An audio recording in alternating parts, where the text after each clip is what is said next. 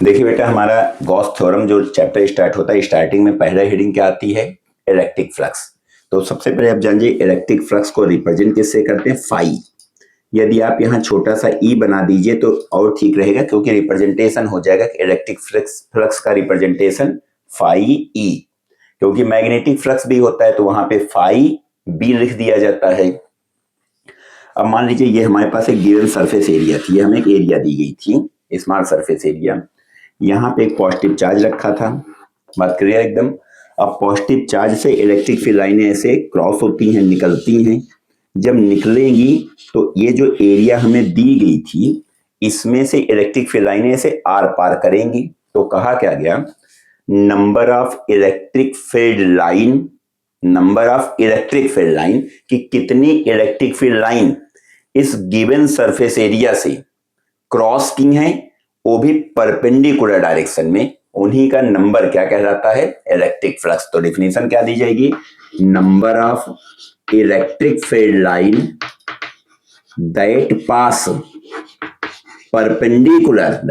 Perpendicular to given surface area. जो आपको given area दी गई थी, गिवन सरफेस एरिया, जो आपको एरिया दी गई थी, उस एरिया से कितनी इलेक्ट्रिक फील्ड लाइनें परपेंडिकुलर डायरेक्शन में मूव की हैं, उन्हीं का जो नंबर होता है, number of electric field line, वही क्या कहलाता है? इलेक्ट्रिक फ्लक्स कहलाता है। Electric flux is a scalar quantity. बात क्लियर?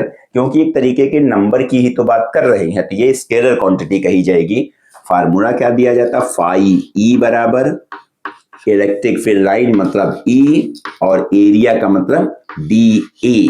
तो दोनों के बीच में क्या लगाया जाएगा? डॉट प्रोडक्ट, क्योंकि आने वाली क्वांटिटी क्या थी?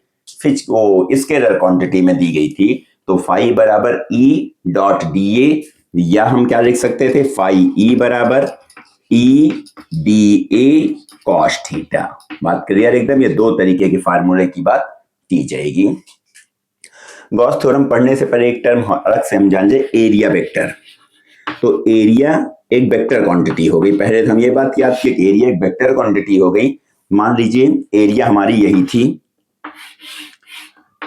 बात क्लियर? तो दूसरी क्या बात होती है? एरिया की तो मैग्नीट्यूड तो आप निकाल सकते हैं, कभी पाई आर स्क्वायर, कभी लेंथ इनटू ब्रेड्थ, लेकिन डायरेक्शन क्या बताएंगे? तो हमेशा याद करिए, direction always perpendicular to the surface. जैसे ये बोर्ड की बात है, तो इस बोर्ड की यदि हम एरिया निकालना चाहें तो एरिया की जो डायरेक्शन होगी always perpendicular to the surface, हमेशा इस तरीके से इसकी डायरेक्शन पाई जाएगी। बात क्लियर एकदम? आगे की बात, अब इन दोनों टॉपिक से मिला के गॉस थ्योरम बनाई गई। तो गॉस थ्योरम में क्या कहा? गॉस थ्योरम क्या होती है? मान लीजिए ये एक चार्ज रखा गया है जो है पॉजिटिव क्यू। कहीं भी गॉस थ्योरम अप्लाई करने के लिए जो चार्ज दिया होता है उसको आपको क्लोज करना होता है। क्लोज हम एक सरफेस जो बनाते हैं, उस सरफेस को क्या कहा जाता है? Gaussian surface. तो मैंने इसको चार्ज को क्लोज कर दिया। क्या बोला गया है? तो for any closed surface, closed surface के कारण जो इलेक्ट्रिक फ्लक्स होता है, जैसे यहां से इलेक्ट्रिक फील्ड लाइन ऐसे क्रॉस करेंगे तो इलेक्ट्रिक फ्लक्स तो निकलेगा ही निकलेगा। तो इलेक्ट्रिक फ्लक्स जो होता है इज ऑलवेज इक्वल टू, किसके बराबर होता है? जो फ्लक्स होता है ये किसके बराबर बताया जाता है? जितना चार्ज टोटल क्लोज हुआ है उसी का 1/ε0 टाइम्स होता है। बात क्लियर? कि जितना चार्ज आपने क्लोज किया है, नेट चार्ज, टोटल चार्ज, और चार्ज का एल्जेब्रिक सम किया जाता है, तो टोटल चार्ज जो यहाँ पे आपने क्लोज कर रखा है उस टोटल चार्ज का 1/ε0 टाइम्स कर दीजिए, तब भी आपको फ्लक्स फाइंड आउट हो जाएगा। तो ये स्टेटमेंट दिया गया है, electric flux is always equal to, किसके बराबर होता है? 1/ε0 टाइम्स नेट चार्ज, जो टोटल चार्ज आपने क्या किया था? इनक्लोज किया था इस गॉसियन सरफेस के अंदर। सपोज कर लेते हैं किसी के अंदर एक डाइपोल रखा होता, प्लस क्यू माइनस क्यू, बीच की डिस्टेंस 2l होती। अब नेट चार्ज कितना हो गया है? अब तो नेट चार्ज 0 हो गया है, क्योंकि पॉजिटिव क्यू निगेटिव क्यू दोनों कैंसिल आउट होकर के 0 हो गए। जब नेट चार्ज 0 है तो फ्लक्स भी क्या बताया जाएगा? 0 ही बताया जाएगा। अब हमारा आगे का टॉपिक, नेक्स्ट हमारा टॉपिक क्या है? Application of Gauss theorem. अब इसमें गॉस थ्योरम का यूज करके हमें करना क्या है? इनफाइनाइट रॉड पर मान लेते हैं चार्ज का डिस्ट्रीब्यूशन हुआ है, और उसी के कारण हमें क्या निकालना है? Electric field intensity, Gauss theorem का यूज करके। तो सबसे पहले हमने क्या किया? एक हमने मान लीजिए रॉड लिया, इसी पे चार्ज फैला हुआ है, positive positive positive, infinite rod है।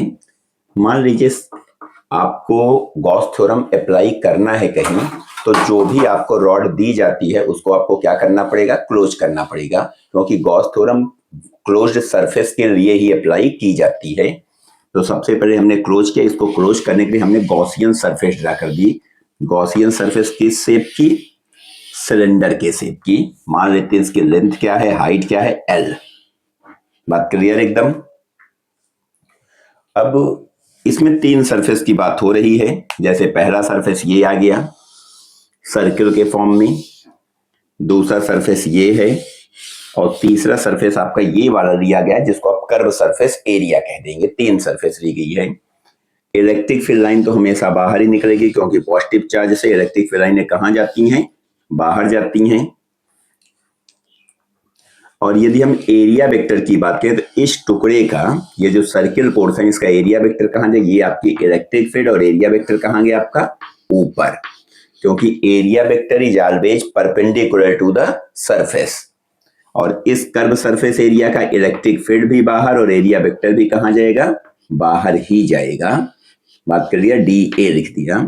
और इसका इस वाले स्फीयर सर्किल का एरिया वेक्टर नीचे, इलेक्ट्रिक फील्ड इधर और एरिया वेक्टर नीचे। बात क्लियर एकदम। अब हम मान लीजिए इसके लिए यदि हम फ्लक्स निकालें, इनके या इनके लिए, तो दोनों के बीच में एंगल कितना बना, ई और डी ए के बीच में 90 डिग्री का एंगल फॉर्म हुआ है। तो फ्लक्स निकालने के लिए हम क्या किए, फाई बराबर ई या डी फाई बराबर E D S E D A cos theta होता है। लेकिन यहाँ पे इलेक्ट्रिक फील्ड और डीए के बीच का जो एंगल है वो कितने डिग्री का है, 90 डिग्री का। जब यहाँ पे 90 डिग्री है तो कॉस 90 की वैल्यू जो 0 होती, तो ये पूरा टर्म क्या हो गया है, 0। तो हम ये बात जान जाएंगे कि हमें इस सर्किल के लिए और इस सर्किल के लिए फ्लक्स निकालने की जरूरत नहीं है। हम केवल किसके लिए फ्लक्स निकालने जा रहे हैं, कर्व सरफेस एरिया के लिए। कर्व सरफेस एरिया के लिए बात करें तो डी फाई बराबर E D A cos theta, और कॉस कितने डिग्री बनेगा, दोनों पैरेलल टू ईच अदर है, इसका मतलब कॉस 0 डिग्री, और कॉस 0 की वैल्यू क्या होती है, 1। तब तो बचा क्या, डी फाई बराबर ई डी ए।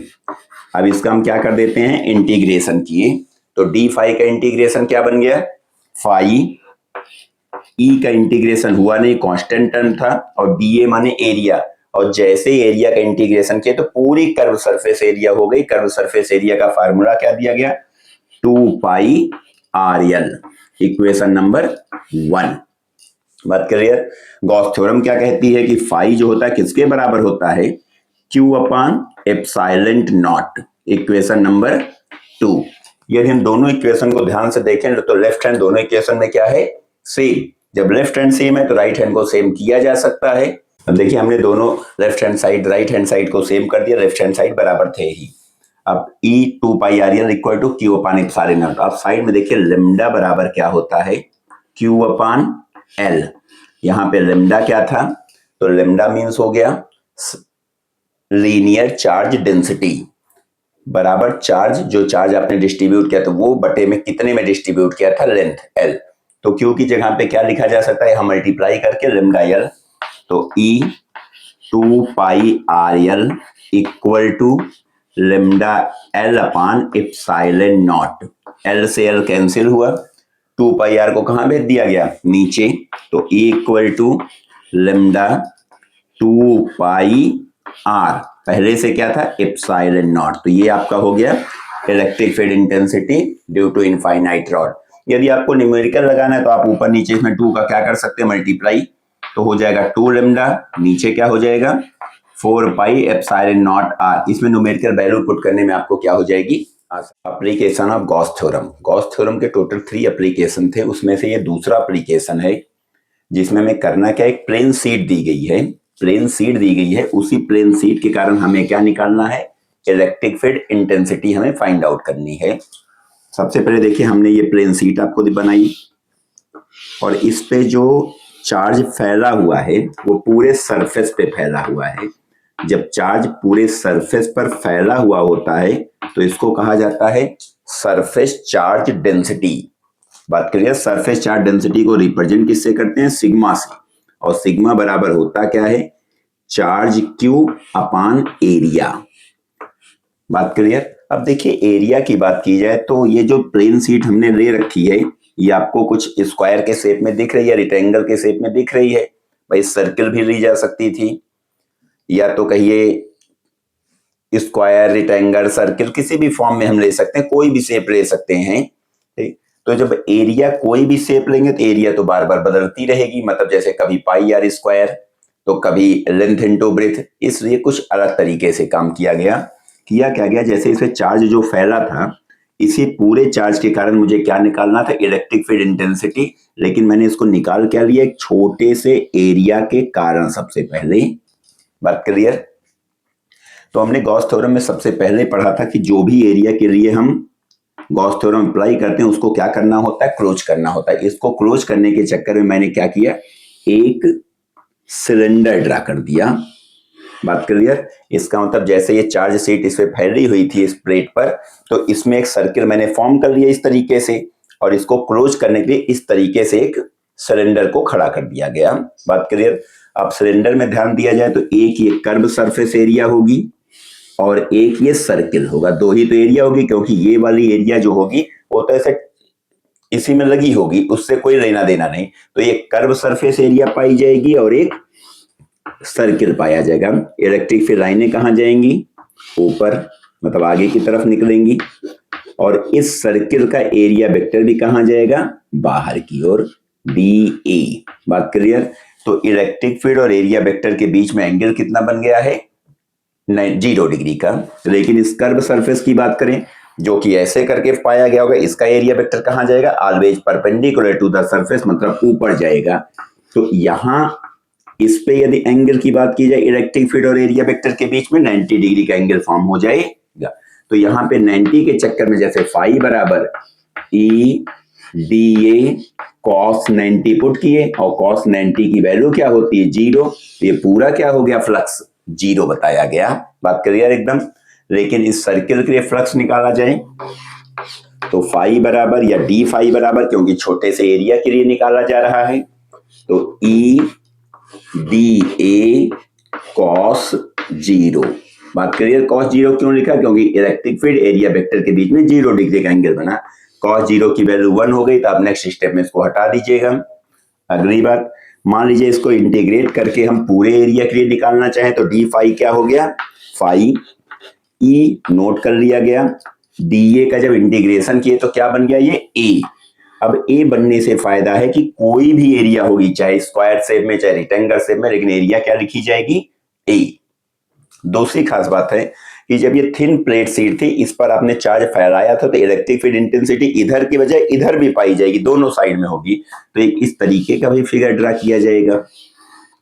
अब यहां की फ्लक्स क्या निकला है? ई ए, तो यहां का भी फ्लक्स ई ए होगा, तो हमने लिख दिया total flux. Total flux equal to क्या लिखा गया? ई ए। बात कर दिया एकदम। ई ए क्या? 2EA, दोनों साइड को ऐड करके बोला गया।